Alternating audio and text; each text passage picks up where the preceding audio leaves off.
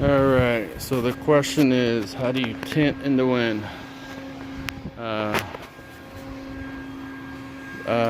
Well, all I can tell you is it's windy out here. I'm strapped with buckets, and on top of that, to make it harder, there's no shade here, so I had to put up a tent. How do you tint in the wind? Very carefully. You got dust issues, so you have to reverse roll everything, meaning you have to reverse roll your side windows.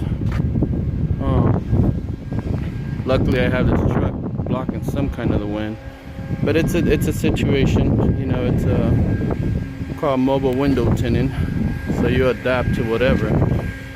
So when I do these side windows, I'm gonna of course use the panels for a second, then I'm gonna reverse roll them.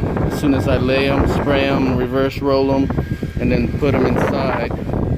You have to use every trick on the book.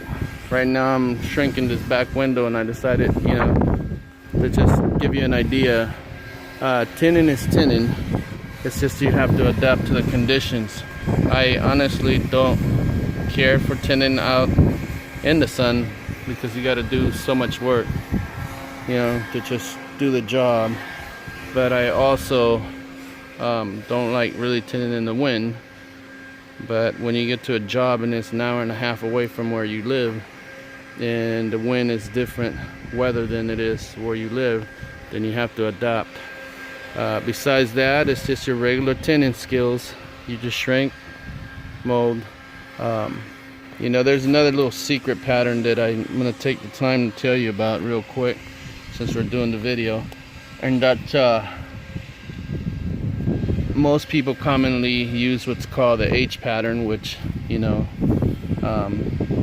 you come across and you make an H by securing the film all the way across here. Okay, but I've taken it a step further, and I do secure my center also. So now you have an H pattern with a line on the center, and I want to call that the Mo money pattern. It simplifies things,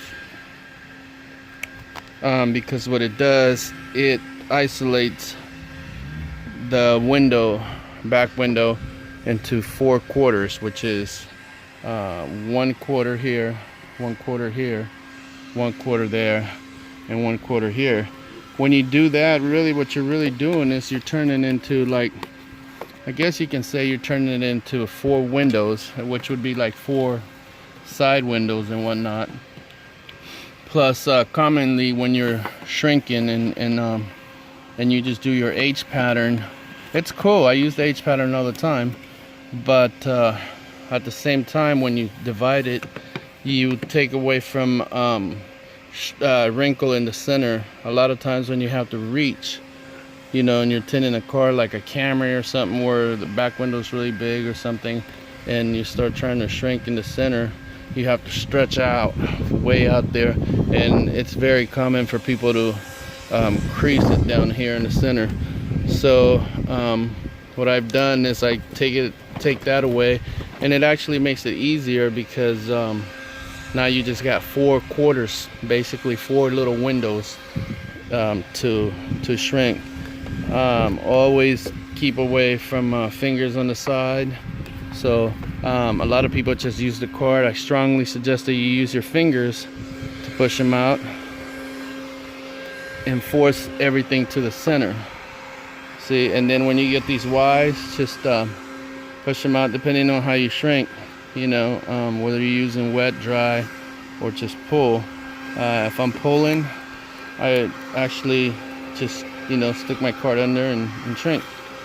And I would sit this down and show you that, but it's too windy out here. So for all those who wanted to see me tint in the wind, there you have it. The trick to tinting in the wind is always reverse rolling everything. So you lay it out, roll, wet it, you know, put it back together, and then reverse roll it and put it up. All right, guys, good luck.